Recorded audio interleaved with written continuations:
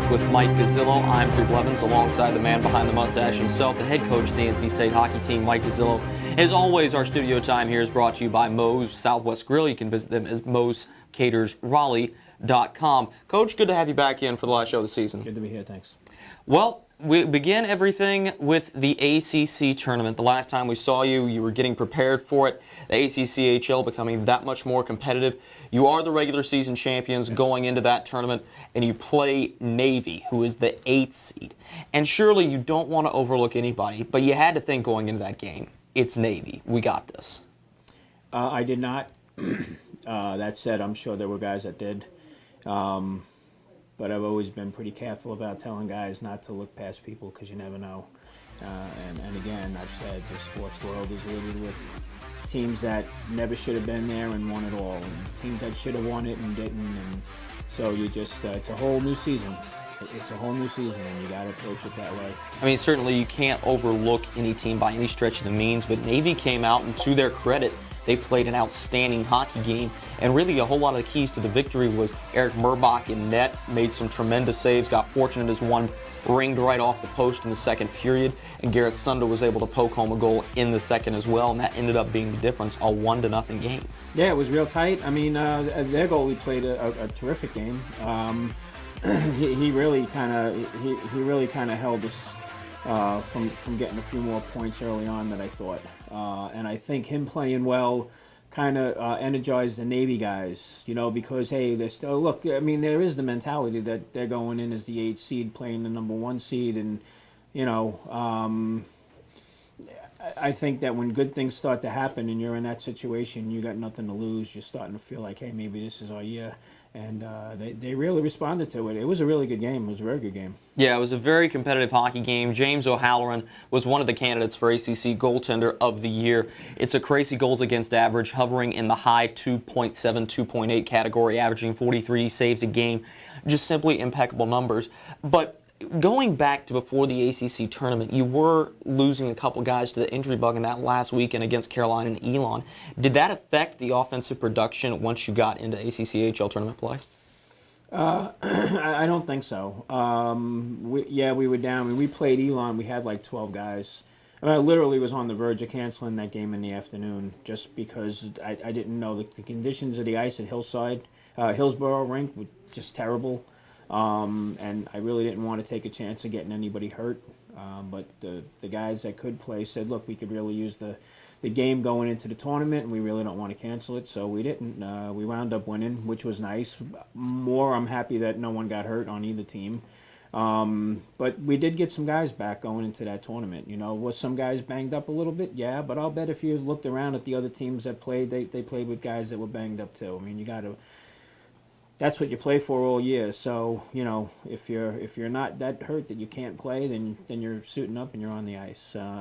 And so, no, to be honest with you, I don't think it really affected our production. And I think that just shows how much you guys wanted to win the tournament. I mean, if you're going out there and putting your body on the line quite literally to play even another shift, just to give that effort to go ahead and try to win, that speaks volumes. But you were talking about the conditions at Hillsborough. The ice there is notorious for not exactly being great. It's uneven, it's a little wavy, it's choppy, and you had to play your last three out of your last 4 games there. Duke, then come home for senior night against Charlotte, then Carolina and Elon. What is the mindset having to go back there and knowing the dangers of that? I mean, look, before we got into the first game, I knew what was going on. We actually, I think, the Duke game that we played at home, after that game, they told me that I think Carolina and Elon were playing in Hillsborough, and that game got stopped because of the conditions of the ice. And so that put in jeopardy what we were going to be able to play the following week. And I told the guys before they get on the ice, you know, take a look at what's going on, get out. When you're skating around, just kind of survey the ice. Just kind of survey the situation that you have. If you see anything that's really bad, you use good discretion if you're going into the corners. You know, you don't want to put yourself in a bad spot. I mean, you got to think about the big picture here, what it is, you know. And so the guys did that, you know. I think the guy who had the most, not in a negative way, but to say was Nick. Because, I mean, you could literally look at the goal where he was. And it was funny because the first goals that Elon scored with top right corner. Well, if you look, the net was canted where the top right corner was actually higher than the bottom, the left corner. So he was none too thrilled about that. But, you know, hey, listen, everyone's got to play in there, right? So you just do what you got to do when you're out there, and take the precautions you need to take, and let the chips fall where they may. Very true. And of course, there were no ice issues once you get to McMullen Arena at the Hooper Brigade Sports Complex. Beautiful facility that the United States Naval Academy has up there. Semifinal game, and it just seems like it always comes down to a rivalry game where you have to play the University of North Carolina. NC State was able to defeat Carolina 6-2 in Raleigh, and then you don't play them for what seems like a great expanse of time until early February again, and all of a sudden this team catches fire and they tie the game 2-2, and that's how it ends in Hillsborough. No shootout because it's not a conference game. What's the mindset having tied them and then going into that semifinal game to play them at Navy, essentially for a chance to win the Admirals Cup? I don't think that the game we played them in Hillsborough factored into that game at the at McMullen at all. I mean, I think that thing was put to bed right after it happened. Do I think that the ice probably played a part in how we handled ourselves in that game and stuff? A little bit. It probably played to that way to North Carolina as well. But again, once you get into that second season, all that other stuff is in the history books. It doesn't really matter. It only matters what you do at that particular time. And if you just go period by period of that Carolina game, you guys were right there with them, or practically, I should say, they were right there with you guys throughout the entirety of that first period. Jeff Folkman, the head coach of North Carolina, seemed to have the Tar Heels prepared to skate with you guys. When did you guys know that you were going to be locked into a dogfight in that semifinal game? I kind of had a feeling it wasn't going to be a blowout one way or the other. I pretty much expected a one-goal game. Not counting like an empty net thing. I figured it was going to be tight, and the more that the seconds started ticking off, and just watching the way both teams were going back and forth, I was pretty certain it was only going to come down to one goal. And we had the lead going into the third period, if I'm not mistaken. Mm-hmm. And I told the guys before we took the ice in the third period, play like you're down. Don't play with the lead. Don't play like you have a lead. Just play like you're down. And we didn't do that, and it cost us.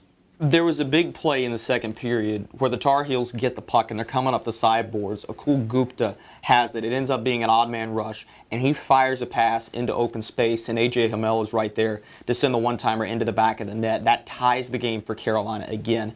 Arguably the best goal of the game. What were the defensive adjustments to try to stop those plays from happening again? Well, they kind of had a tendency, and we saw this in Hillsborough when we played them in February, to try to sneak out behind our defensemen, especially on the weak side. And so that was just a constant thing I was kind of yelling about on the bench the entire game. And I kept reminding the D, don't let them get behind you. And I kept reminding the forwards, if you're the weak side winger, you better start heading back once we lose possession of the puck. So we were kind of aware of it, but sometimes it's there, but you're not paying attention, or maybe you see an opportunity, you think it's an opportunity, and you make a move to try something else, and it doesn't really work to your advantage, and you wind up getting caught short, and that's what happened. Coach, 6 minutes, 3 seconds to go in the third period. They get a loose puck and are able to jam in a rebound. They tie the hockey game at 4. What's the mindset after that play happens, after they score? Are you considering overtime? I mean, it's still 6 minutes, fairly considerable amount of time to try to poke in something or at least get some offense going. But what was the strategy after they tied that game? Listen, I basically just told them, I told you they weren't going to give up. If you've had the lead, you can get the lead. You just have to go back and get the lead. Don't get down on it. Don't get down on yourself. It's part of the game that you need to put behind you and just move on.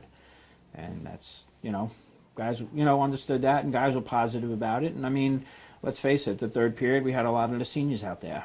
They kind of told me before the game that, they really wanted the game, and, we had a pretty good amount of seniors, and, if you guys feel that, you want to shoulder this, then I'll give you the opportunity to shoulder it. And they did. And I was watching them when they were coming off to see if they were out of breath or, what their reaction and stuff was. And everything seemed fine. So I kept giving them the opportunity.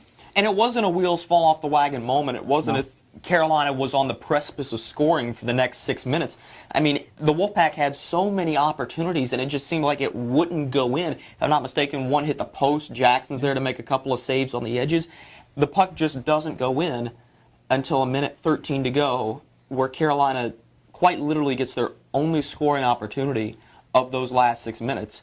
And somehow A.J. Hamel is behind the defense. He's the only one in front of Eric Murbach, and he's there to jam in the rebound.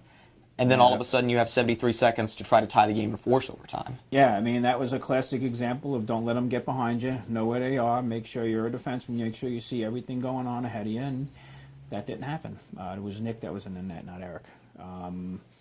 But yeah, I think it was, it was a bad situation for us. We definitely had a lot of opportunity. I think we could have shot more. I think we could have taken some more opportunities to get the pucks to the net, which is really what I wanted them to do.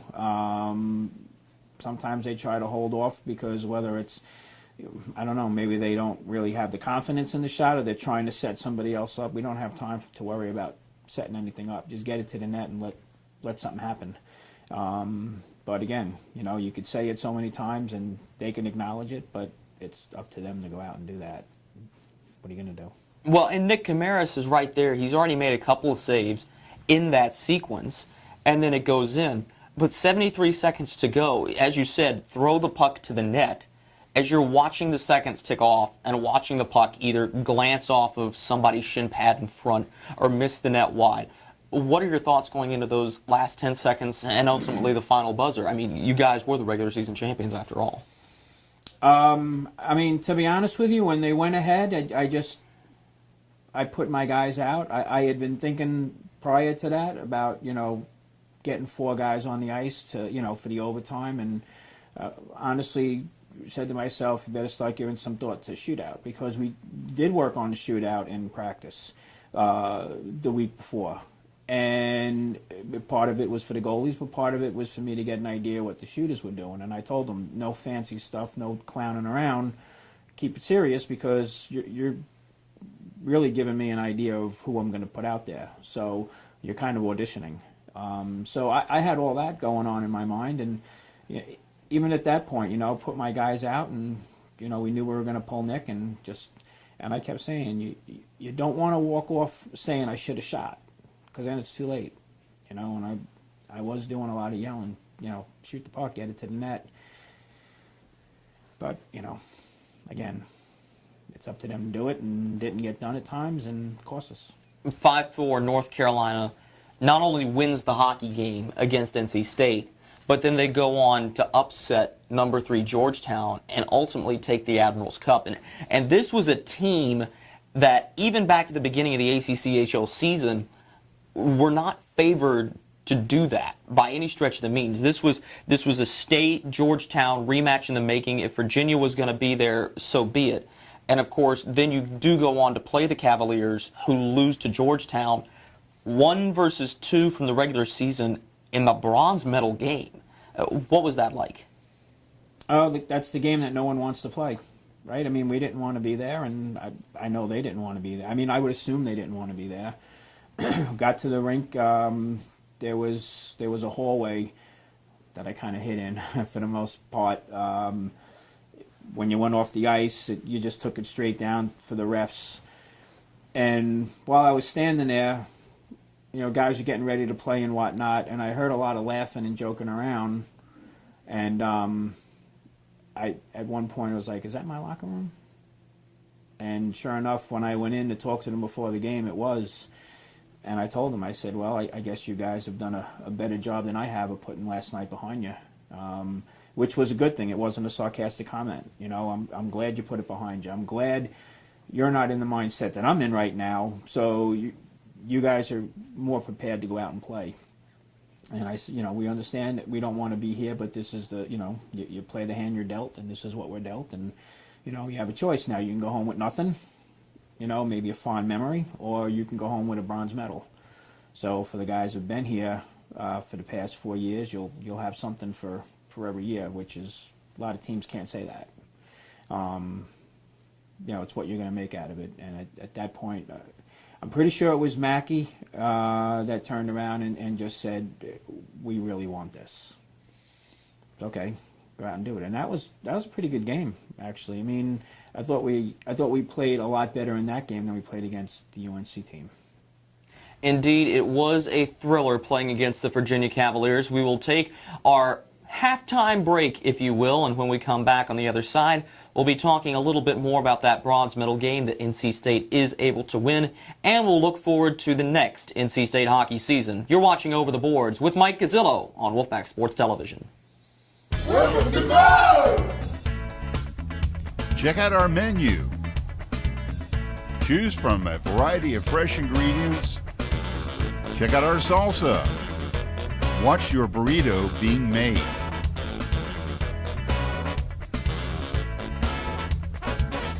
Enjoy.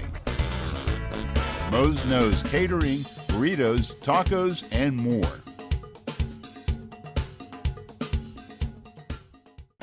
Welcome back to Over the Boards with Mike Gazzillo. I'm Drew Blevins alongside the head coach of the NC State ice hockey team himself. Coach, where we last left off, we're talking about the game against the Virginia Cavaliers, and that was an absolute thriller. There's nothing better than Sunday hockey. Granted, you'd be absolutely elated if you were playing in the championship game with a chance to bring home the Admirals Cup, but nonetheless, the guys were able to pull together. Taking the lead 2-0 toward the end of the third period, they are able to put in something, but, I mean, those goals are gritty, hard-earned, really shows the resiliency of the state team. Yeah, I mean, like I said, it's the game no one wants to play, and a lot of back and forth stuff, went on, and I don't know. I mean, we just kept talking about things that we needed to do, and honestly, I think we did a better job of making the adjustments that we asked them to make in that game as opposed to making the adjustments the night before against UNC. And, the outcome was a win. Give a lot of credit to the Cavaliers. I think they scored with like a minute or something left in the game. So, they played it to the end, which is, what you want, and kept it close. But, yeah, I mean, all in all, it's nice to come home having won something, and, the guys were happy about that and all, but, it's a little bittersweet. Of course, it's bittersweet. I mean, this was a team that was favored at the beginning of the season to try to make the run toward the Admirals Cup, and to come up essentially one game shy to your dreaded bitter rivals, that's always a tough one to swallow. But you really are able to pull together and earn the victory against Virginia, who's a team that you guys had lost to back in the Stephen Russell Memorial Tournament at the beginning of the year. That's the only ACC loss of the season. Nick Camaras pitches a dandy between the pipes. Your offense is able to start moving the puck a little bit better. Quality chances to the net. The defense is playing better. That's the sort of resiliency for NC State that many fans are expecting, and that really sums up what you wanted to see the team do, right?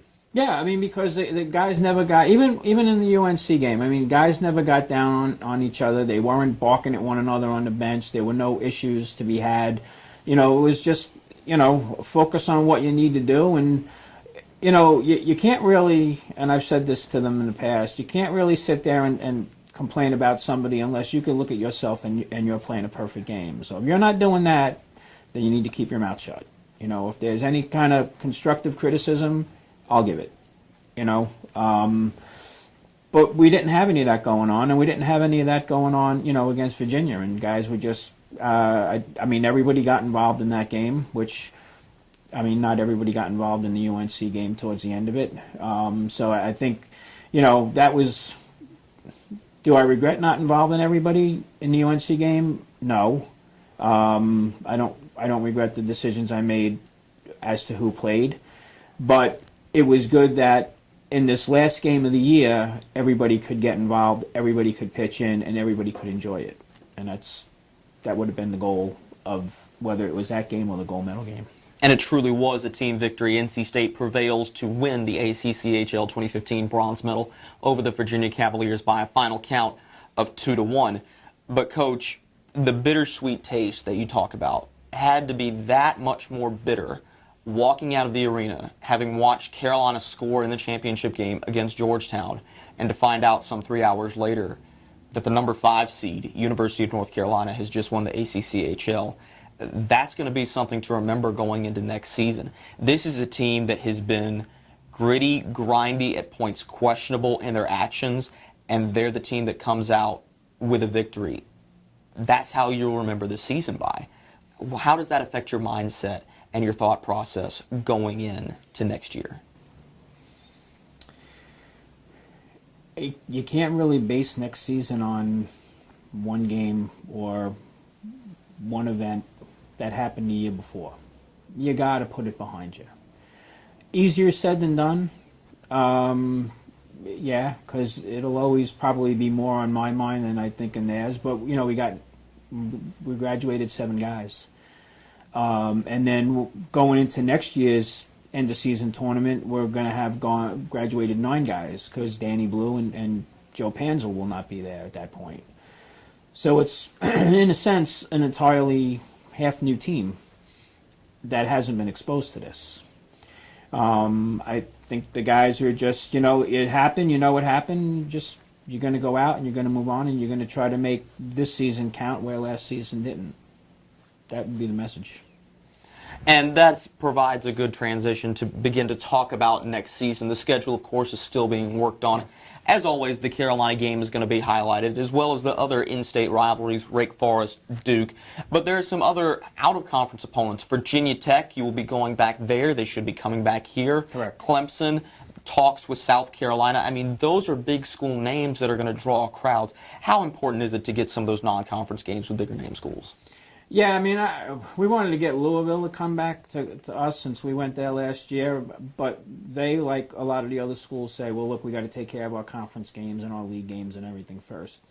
Okay, well, I'm waiting to hear. But we definitely are going to Virginia Tech, and they definitely are coming here. We are going to Clemson. I don't think we're going to get them here this year, but obviously we hope to get them there next year. Yeah, South Carolina, I'm waiting to hear. I mean, there's a few teams we're waiting to hear from. So I would say I'm about halfway through the season. Still got to lock up 1 or 2 more of our division games. Then it's a little more open and I have a little more room to play. But the ACC tournament's going to be the following week in February. It'll be the 3rd weekend of February next year. So it gives a little bit more time. So I'm looking forward to a good competitive year next year. Get some new talent to play against, and we'll see if we can't make some noise again. Well, not only that, getting new talent to play against, but also having to get new talent to play with. You're going to lose a starting goaltender who's been a catalyst for this NC State team in Nick Camaras. Eric Murbach comes in the second half of the season. He will no longer have any years of eligibility left. I mean, you're looking at having to reconstruct a defensive line and the forwards. But let's start in net. I mean, finding a goaltender that is going to be there and be consistent for you can be difficult. And yes, you'll return Calvin Stone. But what is it going to be like to have to fill those huge skates in the crease? I have a lot of confidence in Calvin, and so do the guys. He played very well for us. I think there were times that his play outplayed the play of the team. Case in point, I think, was UNC Charlotte last year when we were down there. I think in some ways, sometimes we left him out to dry on some of the shots and saves he had to make. And so he's proven himself, and there's no question about that. The problem that I have with it is he's only got 1 year, because then he's graduating. So my concern isn't necessarily Calvin. My concern is what's coming in the pipeline. So, we'll see in August, who comes out and where they played and how they played. Don't want to look past Tim, who played, as our third goalie this year. He didn't get any games, but he certainly got the benefit of the practices, and I definitely saw improvement in his game. So I'll be curious to see what he, brings next year. 7 defensemen are coming back, or trying to come back. Again, everybody's got to make it. They all know that. Cookie and Sean Bly probably will be the lead there. I'm hoping that some of the guys can just fill in some of the maybe a year later they get a little bit better, get a little bit stronger, get a little bit faster, and that'll help us quite a bit. And then we'll see what we get for forwards. I mean, I've got about 40 people that have contacted me so far about playing, but still waiting to see on some of them whether they get in or not. So that'll nothing I can do about that. And always the choice to come to NC State instead of looking at other schools that are around the area. The good news is you do not lose too much of your offensive scoring. I mean, granted, you do lose Mackie Heyman, you do lose Alec Engel, but you're going to return Garrett Sunda and Danny Fredenberg. What kind of role are those guys going to play going into next year? Yeah, they'll be seniors, which is huge. Sam was one of the leading scorers as a freshman, so he'll be right there, picking up when they leave. So that'll be huge. Garrett and Danny, they work so well together. Garrett's coming off getting the ACC Scholar Athlete Award, which was nice that he got that. And that's something that we hope to keep submitting guys' names for that. So we stress the importance of the academics as well as the athletics. So there's a good leadership model when you can talk about a guy who not only produces on the ice but produces in the classroom, and that's the guy you want the freshman to look and say, oh, it can be done, and then go out and be that next scholar athlete, be that next leading scorer, So they're him and Danny are gonna be big parts of our offense next year. Absolutely, and took the words right out of my mouth because that was the next question I was going to ask you about Garrett Sunda. I mean, that is an award that will stand out a little more than a scoring title or a positional player in the conference because it does show not only prowess in the game of hockey itself, but also expanding toward the future. And being able to produce, as you said, on the ice and in the classroom is so extremely monumental. Now, for you, Coach, what is your mindset going into next year? I mean, you obviously don't know what the line combinations are going to be. It's hard to talk strategy without having seen any of the tryouts, and it's way too soon to consider any sort of matchup, who you're going to put on who. But, I mean, this is another NC State team that looks like it could be able to make some noise. Is this the year that NC State is able to pull it all together and return to winning that Admirals Cup? Well, I'd like to think so. I definitely would like to think so. I have no... you pretty much know that, where your leaders are on each position and stuff. But, thereafter, I really got to see who comes in to camp and, what condition they're in. I think I'll know pretty quick. I think I'll know before our first game, what to expect out of the team. I guess I'll be honest with you, I probably do expect a little bit more growing pains out of the beginning of the season with so many new guys, or guys with just 1 year under their belt. But the guys that have been around, they know exactly the system and they've seen the ups and downs and they know that we can come back from any of those downs and so they definitely are a resilient group. And so I'm kind of a blank page on a lot of things right now, but I definitely am very optimistic about what we can do next year. Right, and State is certainly going in to a time that they are going to be having to rebuild everything, not necessarily from the ground up, because there is a nice complement of lowerclassmen to upperclassmen, but I mean, certainly these are names, household names, that have been there 4 years in your tenure that will be slowly but surely leaving the program. But Coach, this show is about wrapping up this season. What are your final thoughts on this group, the way they played, the result, and really on the season as a whole? Well, I mean, realistically, disappointing. I really, not for me, but I really wanted it for the guys. For those seniors, I really thought that they had the makings to go and win. I looked at Tommy Stryker and Matt Oakley before the game, and they were on the team that won the gold medal a few years back against Maryland, and they wanted another one before they left. Didn't happen. We had a lot more positive than negative moments. We coming back second semester, I think we could have come back a little stronger, like going to Liberty and Virginia Tech. I maybe I made a mistake in the scheduling teams right out of a break that were, of that caliber. Other than that, I'm happy with them. I'm going to miss a lot of the guys that are leaving, and I'm definitely going to welcome back the guys that are staying. I think we fell a little short of everyone's goal, and like I said, I didn't want it for me. I really wanted it for them, but now we have to move on and get the next group in. Most certainly, and a bronze medal is nothing to sneeze at. He is the head coach of the ACCHL regular season champion and the ACCHL 2015 tournament bronze medal NC State Wolfpack, Mike Gazzillo. Coach, thanks so much for being with us for another season. Yeah, thanks for doing it. I appreciate it. Signing off for our entire broadcast here of Wolfpack Sports Television. As always, the show is brought to you by Moe'sCatersRaleigh.com. We'll be back with Over the Boards with Mike Gazzillo next year, getting prepared for another season of NC State hockey. However, until then, I'm Drew Blevins. As always, thank you for watching Wolfpack Sports Television, bringing you into the pack. We'll see you over the boards next year.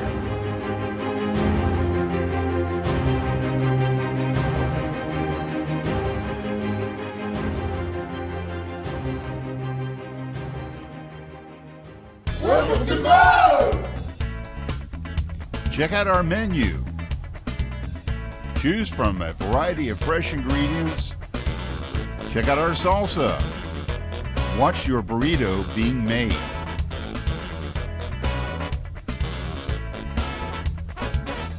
Enjoy.